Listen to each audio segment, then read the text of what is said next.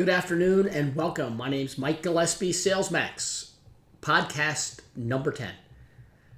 Today, I just wanted to discuss a meeting that I did, my very first meeting at SalesMax, where I spoke to a terrific group of people from Nationwide out in Scottsdale, Arizona, at their ID Summer Sales meeting.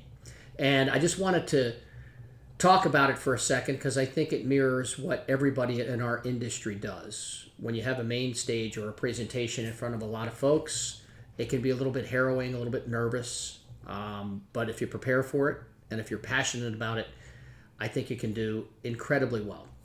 So first and foremost, thanks to Tim Long for having me out at the meeting. And thanks to Matt Grill, who introduced me at the meeting. I hired Matt back in 1994 when I was working at Planco. He was living in Philadelphia. I moved him out to Seattle. He drove out and worked for me for 7 years. We had a terrific run out there, and he was very gracious and complimentary in his introduction. And it's just amazing, this business, because there are so many terrific people out there.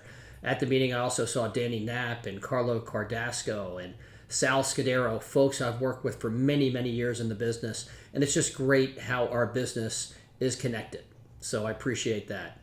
What I wanted to do is just talk a little bit about what I talked at the meeting, because I basically custom made the presentation for Tim based on their corporate objectives. And they wanted me to talk a little bit about branding, because both at Hartford and Prudential, that was a big piece of our success. And at Nationwide, they certainly have a terrific story to talk about as well. And branding goes as far as the company you're representing as well as yourself. What is your brand? Are you the expert on Social Security? Are you the expert on portfolio management? Are you the expert on whatever topic it is? But what is your brand and how do people know you, and what type of value add do you add?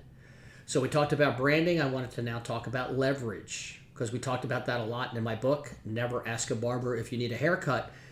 I talk a lot about leverage, and the most successful wholesalers that I've worked with over the last 35 years all use leverage. They use both internal leverage to their companies as well as external leverage to things outside, and they bring them to really maximize their footprint and the ability to provide solutions to their customers.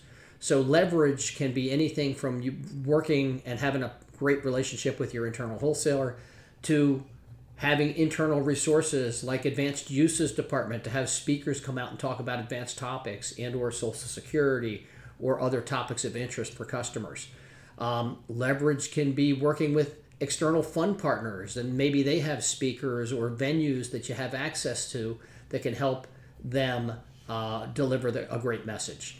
So we talked about branding. I talked a little bit about leverage, and what I used to say is on the leverage piece is the Verizon network. Remember the commercial back in the day when the guy would come out and the other company had one person and then they had the guy, and that was the support. And the Verizon network had a sea of people holding up TV, movie cameras and antennas and wires, and you had this huge network of people working behind you. In our business, that's what we want to do, is we want to brand ourselves as having all these things to help provide solutions to our customers. So the leverage piece is terrific. We talked about branding, leverage, and now I want to talk about spending money. We all have budgets. If you have a budget, how are you going to spend that money wisely? I talked about my days at Planco. When we spent our own money, that was our budget. We got paid 1099 employee, we got a check, and out of the check, if you took somebody to lunch, you paid for it. If you took somebody to a ball game, you paid for it. If you did a big meeting, you paid for it out of your pocket. It makes you a much more efficient business person as you're able to differentiate how to spend and where to spend your dollars. So whenever you're in your current position, always think of it as your own money, and always think of it as a wise business decision and what incremental benefit you're going to get from the spend. So we talked about doing different events, client events. What I've noticed in my business, client events, client seminars, Social Security seminars, lifetime guaranteed income seminars, whatever the topic is, it's terrific to bring those people together and to give them educational solutions and how they can live comfortably in retirement, and as importantly, stay comfortably retired.